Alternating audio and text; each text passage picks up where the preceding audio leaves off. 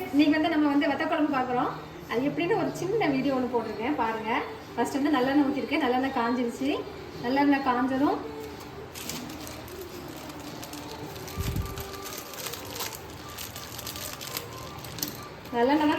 நல்லெண்ணெயில் வச்சு பாருங்கள். வத்த குழம்பு நல்லாயிருக்கும்.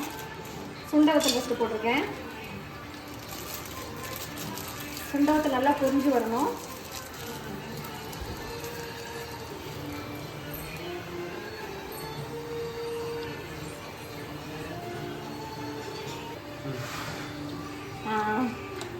நல்லா சுண்டவத்தை நல்லா பொரிஞ்சிருச்சு. இந்த டைம் வந்து பூண்டு உரிச்சு வச்சுருக்கோம். நல்லா பரும்பூண்டாக உரிச்சு வச்சுருக்கோம். இது வந்து எடுத்து சின்ன வெங்காயம், கருவேப்பிலை, இது மூணையுமே நம்ம சேர்த்துக்கணும். சேர்த்து நல்லா வதங்கட்டும். சுண்டவத்தில் வந்து லாஸ்ட்டு தான் எல்லாருமே சில பேர் போடுவாங்க. எண்ணெயில் வதக்கி வச்சுட்டு லாஸ்ட்டு தான் போடுவாங்க. நான் வந்து அப்படியே சேர்த்துருவேன். அப்போ தான் அந்த கசப்பு வந்து நிறையாவே இருக்கட்டும் சொல்லி தான் நான் அந்த மாதிரி வச்சுருக்கேன். அடுத்து தக்காளி, ஒரு தக்காளி பழம் மட்டும் போதும். நான் சின்னதாக ஒரே ஒரு தக்காளி பழம் மட்டும் சேர்த்துருக்கேன். தக்காளியும் நல்லா வதங்கி இருக்கும்.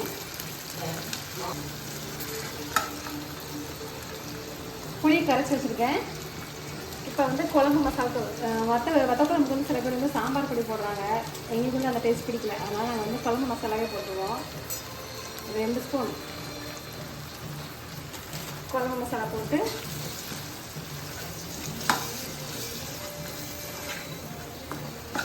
நல்லா மிக்ஸ் பண்ணிக்கோங்க. அந்த குழம்பு மசாலா பொடி வந்து பச்சை வாசனை போகணும்.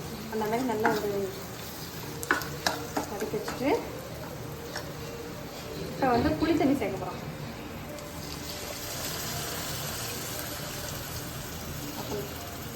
கொஞ்சம் தேவையான அளவுக்கு நம்ம தண்ணி சேர்த்துட்டு உப்பு போட்டுக்கிறோம்.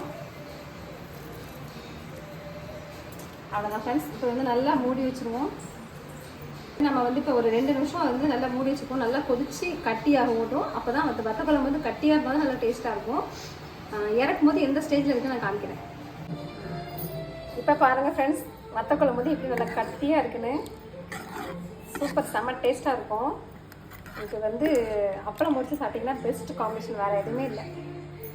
நல்லாயிருக்கும். நீங்கள் சூடு பண்ணி 2 நாளைக்கு நீங்கள் வச்சுக்கிட்டிங்கன்னா கூட கெட்டே போகாது. அதுக்கப்புறம் வெளியிலேயே நீங்கள் வச்சுக்கலாம், ஸ்டோர் பண்ணி வச்சுக்கலாம். நல்லாயிருக்கும்.